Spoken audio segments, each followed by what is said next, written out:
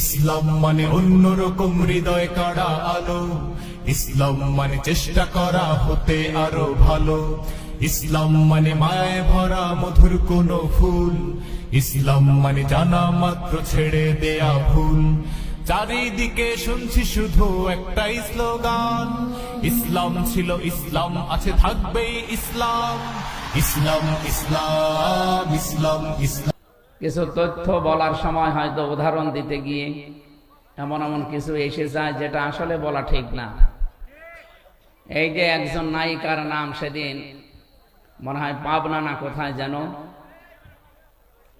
হযরত হাওয়া আলাইহিস সালাম তার চেহারার যে বর্ণনা আল্লাহ কোরআনে কারিমে দিয়েছেন, তাফসীরের ভেতরে পড়েছি, তারা বিশ্ব সুন্দরী ছিল। তাদেরকে বলা যায় হযরত জুলাইখা, ইব্রাহিম নবীর বড় স্ত্রী হযরত সারা রাদিয়াল্লাহু তাআলা আনহা এবং নবীজির মেয়ে ফাতেমাতুজ জোহরা, তারা এই পৃথিবীতে সুন্দরী ছিল না?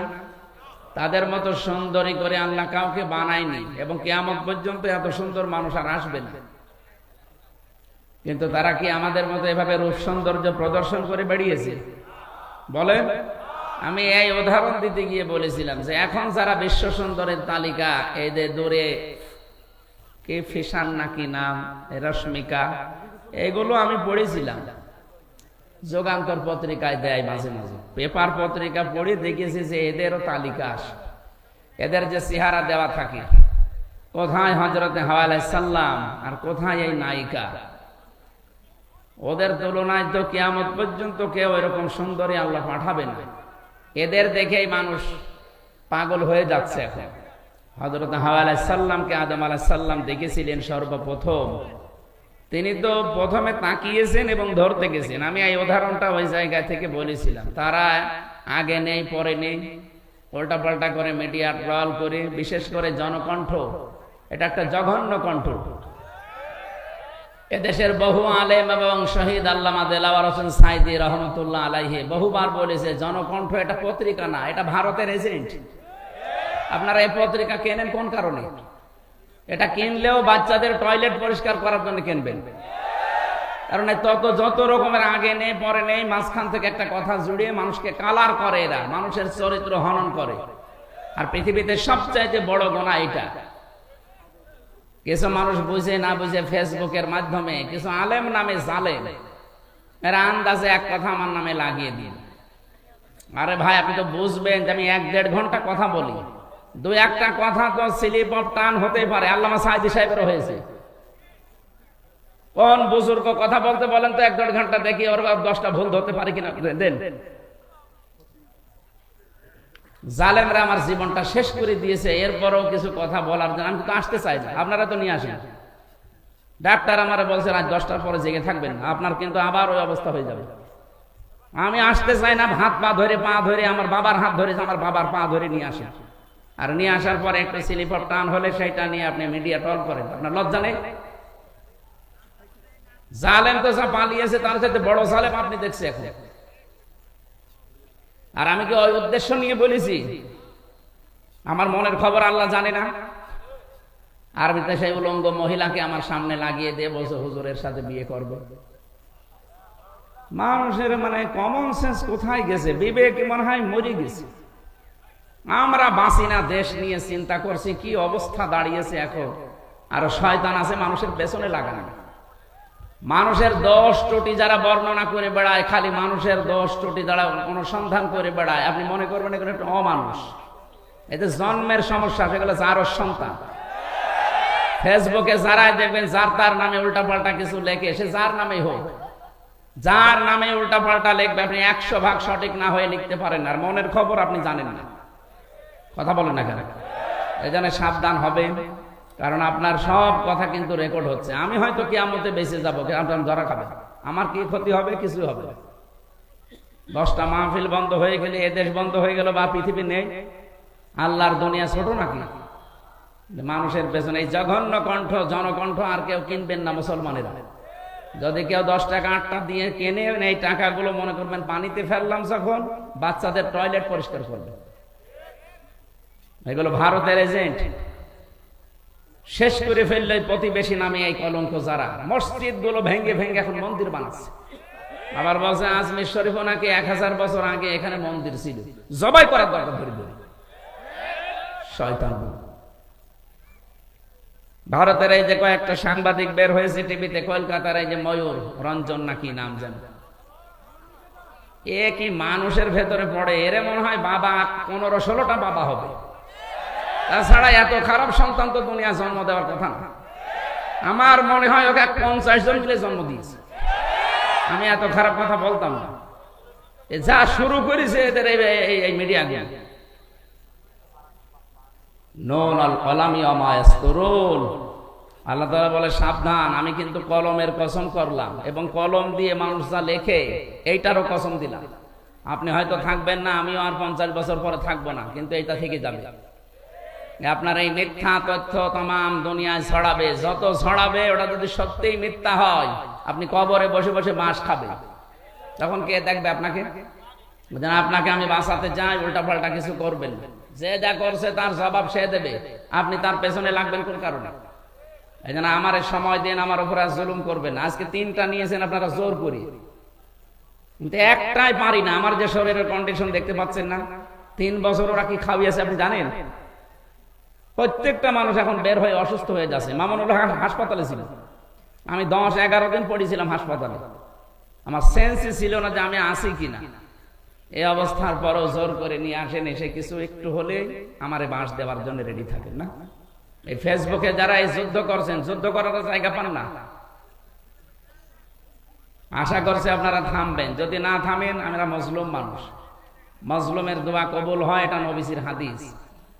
বরদোয়া দিয়ে দেব, বরদোয়া তো দিতে চাই না, মন থেকে চলে আসে আপনাদের কাজ কারবার।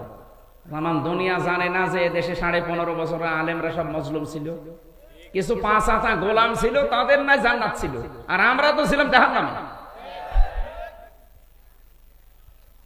আশা করছে এগুলো থামবে। এরপরও যদি কেউ না থামে, আমার মনের খবর আল্লাহ জানে। আমি কেন ওই উদাহরণটা ওই জায়গায় সেট করেছিলাম, হাওয়া আলাইহিস সালাম, হযরতে নবীর ছোট মেয়ে ফাতিমাতুজ জোহরা, তারা ছিল বিশ্ব সুন্দরী, তারা এভাবে বেপরদা হয়ে বেড়ায় না। আর এখন একটু চেহারা সুন্দর হলেই মানুষকে দেখায় যে আমার বউ কেমন সুন্দর, দেখো।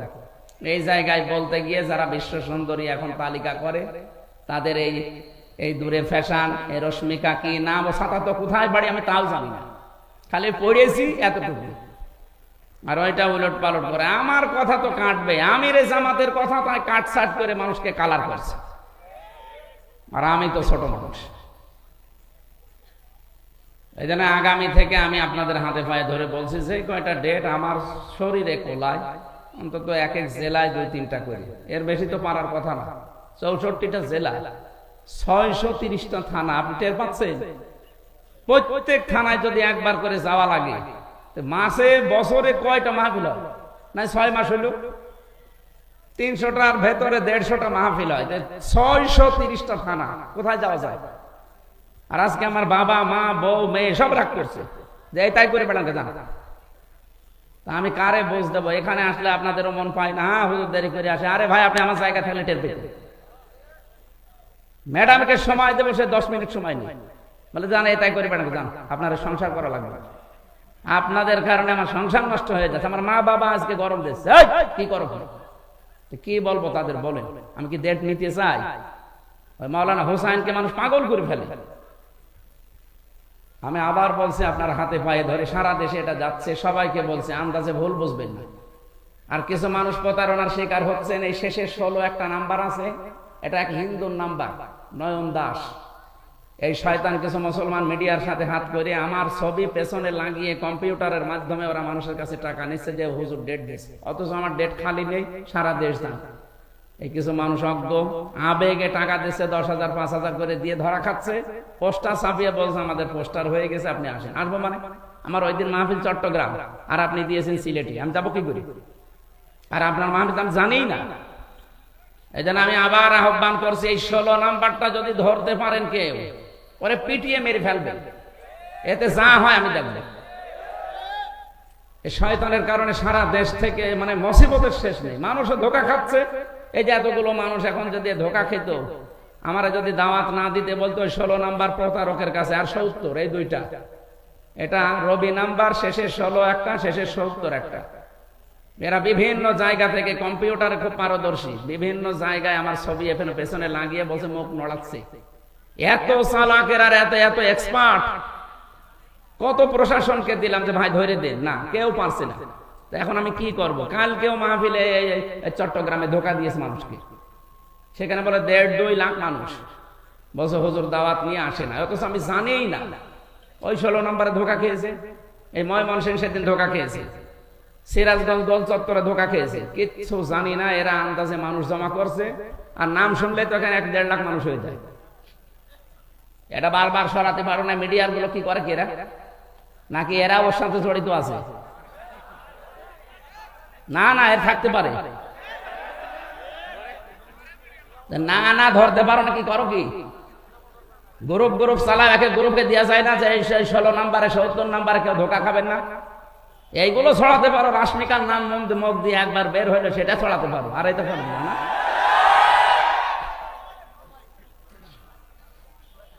আমার মনে হয় এদের সাথে কেউ জড়িত আছে। তাছাড়া ও হিন্দু মানুষ। প্রশাসনকে একবার দিলাম কুষ্টিয়া সদর থানায়, উনি মোবাইল চেক করে এই নাম্বারটা, ওদের যে কায়দা আছে গোয়েন্দা বিভাগে, বলছে এটা নয়ন দাস বলে একজন, ওর বাড়ি হচ্ছে কুমিল্লা। তো ধরা যাচ্ছে না, কি করব আমি? কাউকে একটা টাকাও দেবেন না আমার নামে, একটা টাকা না, 4 আনা পয়সাও দেবেন না। আমার বাবাও যদি বলে যে আমার বাবা কথা বলছে, না আমি টাকা পয়সা নিই না আগে থেকে, আপনি যা আসার পরে দেবেন এইটাই যথেষ্ট। যদি না দিয়ে বলেন যে আমাদের অসুবিধা, আমাদের দেওয়ার ক্ষমতা নেই, বলবেন চলে যাবে, খালি ভাড়াটা দিয়ে। তাই বলে আবার 10 টাকা ধরে দিয়ে না। দেখ, আমি বললাম আপনাদের সবাইকে সতর্ক করার জন্য, কাউকে টাকা দেবেন না, সে যেই হোক। আমি আবার বলছি, যদি আমার ছবিও দেখায় পেছনে ভিডিও, যে কথা বলেন না, বলবেন ধোকা। দরকার হয় বাড়ি যেয়ে যেটা ফাঁকা আছে নিয়ে আসবেন।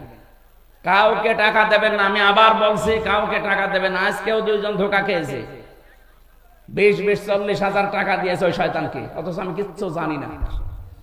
আমার যে কি রাগ ওর উপরে, সত্যি যদি আমি আল্লাহর নাম নিয়ে বলছি ওরা ধরতে পারি, আমরা জবাই করে ফের জেলে যাব। ও যা ক্ষতি করছে আমার একা না, আপনাদের। আর ওদের কত টাকা নিয়েছে, 5,000 10,000 করে মানুষের কাছে সারা দেশ থেকে। ওরা আমি সত্যি যদি কেউ ধরিয়ে দিতে পারেন, আমি 1 লক্ষ টাকা আপনাকে দেবো, 1 লাখ টাকা দেবো। আর আমি ধরতে বললে তো সরাসরি 3 বার জবাই করে আমি ফের জেলে যাই, বসে থাকবো। জান, আমার কপালে যা আছে হবে। নাম্বার ওই মিডিয়ার কাছে আছে না? মিডিয়া আজকে দিয়ে দেবেন প্রচার। শেষের 16 রবি নাম্বার 018, এরপরে কত কত আছে, শেষে 16, আর পরে 018 কত কত আছে মাঝখানে, শেষে 70। এই 2টা নাম্বারে সারা দেশ থেকে ধোঁকাবাজি করছে। আমি আল্লাহর রাস্তায় আপনাদেরকে সতর্ক করছি, ভাই আমার আর জ্বালাতন করেন না। এরকম প্রতিদিন 8-10 গ্রুপ আমার বাড়ি যায়। এমনি আমি গরিব মানুষ, আমার বাবারে জ্বালায়, আমার মারে জ্বালায়, আমার বউরে জ্বালায়, আমার শ্বশুরের হাত চেপে চেপে ধরে, এই দেখেন পোস্টার করেছি, অথচ আমরা কিচ্ছু জানি না। এই ধোঁকা দিয়ে দিয়ে সারা দেশ, বলেন তো 630টা থানা, অন্তত 600 থানা থেকে যদি মানুষ যায়, একটা মানুষ পারে। আর নাস্তা আমি কোথায় পাবো? হ্যাঁ ভাই, প্রতিদিন আমার মনে হয় 100-200 লোকের নাস্তা করানো লাগে, আমি পাগল হয়ে যাবো না? অথচ যাওয়ার সময় তো কিছু নিয়ে যায় না। কোথায় আসছে সেই কক্সবাজার থেকে, সে ময়মনসিংহ থেকে কুষ্টিয়ায়, সকালবেলা যেয়ে বসে আছে। আমি কাল যশোর থেকে আসলাম ফজরের আজানের সময়, ফজরের নামাজ পড়ে একটু ঘুমিয়েছি। এই যে ফজরের নামাজ পড় থেকে কলিং বেল টিপ আরম্ভ হয়েছে। কোথায় কে বলে এসেছে, সে চট্টগ্রাম থেকে, কেউ এসেছে ময়মনসিংহ, কেউ পটুয়াখালী, বরিশাল। 200 মানুষ। বললাম নিচে বসান। এবার নাস্তা কাটতে কাটতে আমার মায়ের হাত কেটে গেছে। কত নাস্তা দেওয়া যায়? 200 মানুষকে যদি অন্তত 1 মুঠ করেও নাস্তা দেওয়া যায়, কত লাগে বলেন? আর ফল অত পাবো কোথায়? যা টাকা দেন আমার মনে হয় অর্ধেক ফলে চলে যাচ্ছে। আমি আশা করছি আর যেন না আমার বাড়ি, আমি মাপ চাচ্ছি ভাই, আর কেউ গেলে কিছু নিয়ে যে একেবারে খালি হাতে চলে যান। আপনারও তো লজ্জা করে টাকা দেন যে হুজুর এত ফল পাবে কোথায়? আর ফল কাটার জন্য 2 জন লোক লাগে। আমার শাশুড়ি আর আমার মা পাগল হয়ে গেল, বলছে তুমি এসব বাদ দাও। দেখ, বেশি বললাম এটা প্রচার করার জন্য, কেউ যেন এরকম ধোঁকা খাবেন না। 16 নাম্বার আর 70 নাম্বার শেষে। আল্লাহ তুমি আমাকে আর আমাদেরকে সতর্ক হওয়ার তৌফিক দাও, আমিন। এটা যে সুন্দর করে সাজিয়েছেন, এটা যদি রাতের বেলা হতো, এর চাইতে ডবল মানুষ আসতো। আর কথা বলেও আমি একটা মাহফিল হলে শান্তি পেতাম। 1.5-2 ঘন্টা 2.5 ঘন্টা আমি একটা আয়াতের উপরে তাফসির করতাম, অন্তত কিছু নিয়ে যাওয়া যেত। এখন এই যে শিবিরের কেন্দ্রীয় সভাপতি জোর করে ওনার নাটোর এই যে সেই বনপাড়া বড়াই গ্রাম এখন নিয়ে যেয়ে মাগরিবের পরে তুলবে, ওখানে লক্ষাধিক মানুষ বসে আছে। আবার সিরাজগঞ্জের এই যে বেলকুচিতে আসা লাগবে রাত 9টায়। বলেন আমি কি মেশিন কি? আর আপনারা যে দূর থেকে আন্দাজে ধারণা করেন না ওনার টাকা লাগে, কথা আপনি কয় টাকা দেন? আপনি যে টাকা দেন, এই যে আজকেও আমার গাড়িটা সারতে 1.5 লাখ টাকা লাগলো, 1.5 লাখ। ওর কাগজ করতে 75,000 টাকা লাগবে, ড্রাইভারের প্রতি মাসে 20-25 হাজার টাকা দেওয়া লাগে। তা টাকা কি করবো না? আমার আরো বিভিন্ন কাজ আছে, সেই কাজগুলো করা লাগছে। একটা মাদ্রাসা বানানোর করছিলাম, 3 কোটি টাকা লাগবে, টাকা নেই। আমি একটা গ্রুপে কাজ করি, আকিস গ্রুপে, যা লাগে তারা দিচ্ছে, এই জন্য আমার কোনো সমস্যা নেই। তারা যদি বলতো না আমরা কিছু করতে পারবো না, আপনি ওইগুলো করে করেন না, আপনি পারতেন না। এই জন্য আমার দূর থেকে যারা আন্দাজে ধারণা করে গালিগালাজ করেন যে দুনিয়াদার হুজুর, আপনি আমার মনের খবর জানেন আমি দুনিয়াদার কি আখেরাতদার? আপনি নিজের হিসাব করেন ভাই। আল্লাহ তুমি আমাকে অন্তত এই ষড়যন্ত্র থেকে বাঁচাও। হাফিজুর ভাই বলছিল না যে আসলেও ষড়যন্ত্র চলছে, আর এটা বিভিন্ন রাম আর বামরা বিভিন্ন আলেমের নাম জালেম দিয়ে এদেরকে করাচ্ছে যে এদের পেছনে লাগবে। এখন তো আর কেউ নেই কথা বলার মতো, 2-1 যা কথা বলছে এদেরকে যেন কথা বলতে না দেয়। এটা ভারতের একটা চক্রান্ত। আমরা কোরআনে কারিমের 2টা আয়াতের অংশ বিশেষ পড়েছি, তাফসীর করার জন্য আলাদা সময় যদি থাকে কোনো সময় আসবো। আজকে আমরা যতটুকু পারি আয়াতের মূল শিক্ষাগুলো নিয়ে আসর পর্যন্ত। আসরের আজান দেবেন 4টা 10-এ, 15 নামাজ পড়বেন। 4টা 10-এ আজান দিয়ে 15 নামাজ পড়বেন, অসুবিধা নেই। এখানে নামাজ পড়ে তারপর বাড়ি যাবেন। আউযু বিল্লাহি মিনাশ শাইতানির রাজীম। বিসমিল্লাহির রহমানির রহিম। ওয়া দারাবাল্লাহু মাসালান ক্বরিয়াতান কানাত আমিনাতাম মুতমাইন্না। তাফসীর আকারে কথা বলবো ইনশাআল্লাহ। কোরআনের তাফসীর হবে কোরআন টু কোরআন দিয়ে। আল্লাহ পাক উদাহরণ দিচ্ছেন, দৃষ্টান্ত দিচ্ছেন, একটা উপমা পেশ করছেন আমাদের সামনে একটা গ্রামের। কিসের? সিরাজগঞ্জের এখানে যা আসলাম, এটা বড় সাড়ুটিয়া নাকি নাম দেখলাম, তাহলে এটা একটা গ্রাম। আপনি মনে করবেন এই গ্রাম সম্পর্কে আজকের আয়াত নাযিল হয়েছে, যদিও এটা নাযিল হয়েছে মক্কা। এই গ্রাম সম্পর্কে 1500 বছর আগে নাযিল হওয়া এই আয়াতটা আমার যতটুকু জ্ঞান আল্লাহ কোরআন সম্পর্কে দিয়েছি আমি মিলিয়ে দেখলাম এই বাংলাদেশের একটা গ্রামের সাথে মিলে যাবে। এদেশে বহু গ্রামে যাওয়ার পরে দেখেছি সাইনবোর্ড লেখা থাকে আদর্শ গ্রাম। একটা গ্রাম আদর্শ এমনিতেই হয় না, 100% শিক্ষিত হওয়া লাগে। ওই গ্রামের ভেতরে যে সমস্ত কাজ কারবার গুলো মানবতা বিরোধী, শরীয়ত বিরোধী, ওইগুলো চলে না। অভাব অনটন, শান্তি স্বস্তি নিরাপত্তা বিভিন্ন দিক থেকে বিবেচনা করে লেখা হয় আদর্শ গ্রাম। পরশুদিন যেখানে ছিলাম লেখা ছিল আদর্শ আন্দোলিয়া, তার মানে গ্রামটা 100% শিক্ষিত মানুষ। কোরআনে আল্লাহ যে আয়াতটা দিয়ে গ্রাম সম্পর্কে উপমা দিচ্ছেন, এই গ্রামটার নাম হচ্ছে বাক্কা। নাম কি? বাক্কা। এটা মক্কার প্রাচীন নাম। আল্লাহ পাক বলেন ইন্না আউয়ালা বাইতি উযিআ লিন-নাসি লাল্লাযী বিবাক্কাতা মুবারাকা ওয়া হুদাল লিল আলামিন। অবশ্যই এই পৃথিবীতে সর্বপ্রথম একটা ঘর প্রতিষ্ঠিত হয়েছে। প্রথম বানিয়েছে আল্লাহ ফেরেশতাদের দিয়ে, দ্বিতীয় বানিয়েছে হযরতে আদমকে দিয়ে, এরপরে বানিয়েছে হযরতে নূহকে দিয়ে, এরপরে বানিয়েছেন ইব্রাহিম আলাইহিস সালাম আর ইসমাইলকে দিয়ে। এখন মাঝে মাঝে শত সংস্কার হয়, কিন্তু সর্বপ্রথম আল্লাহ পৃথিবীতে ঘর বলতে যা বোঝায় ওইটা বানিয়েছে কাবা শরীফকে। 2টা জিনিসের ভেতরে এখনো পর্যন্ত রাখা আছে। 1 নম্বরে ফিহি মুবারাকান, এটা বরকতময় করে দিয়েছে আল্লাহ, কিয়ামত পর্যন্ত এটা বরকত দিয়ে ভরপুর থাকবে। মুবারাকান ও হুদান, এর ভেতরে আল্লাহ পথ নির্দেশিকা রেখেছেন লিল আলামিন, বিশ্ববাসীর জন্য। এবার আসেন তো আয়াত থেকে আল্লাহ আমাদের জানাতে চান কি? তাফসিরে মুফাসসিরিন ইকরাম লিখেছেন, আমি বহু তাফসিরে আয়াতের সাথে মিলিয়েছি, সব মুফাসসির লিখেছেন আমান দাখালাহু কানা আমিনা। এই কাবায় যদি কেউ প্রবেশ করে আল্লাহ তাকে নিরাপত্তা দিয়ে দেয়। খুব ভালো করে বুঝবেন, এখান থেকে শিক্ষা বের হবে। এই বাতাস কি করে দাও, জোরে দাও, হ্যাঁ একটু জোরে দাও, 10 মিনিট তারপরে বন্ধ করে দাও, ভেতরে ঘিমে যাচ্ছে।